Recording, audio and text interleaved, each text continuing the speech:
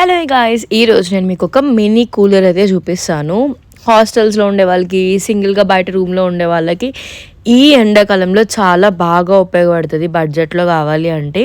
So ఇదైతే నేను Amazon నుంచి తీసుకున్నాను. నేను రివ్యూస్ చాలా చూశాను. కొంతమంది పనిచేస్తుంది అంటారు, కొంతమంది పని చేయదు అంటారు. ఇట్లా యూట్యూబ్లో కూడా ప్రసాద్ టెక్ వీళ్ళందరూ ఉన్నారు కదా, అందులో కూడా చూశాను. సరే ఒక ట్రై చేద్దామని చెప్పి నేను 999 పెట్టయితే ఆర్డర్ చేశాను. బికాజ్ నాకు అసలు చాలా వేడిగా ఉంటుంది.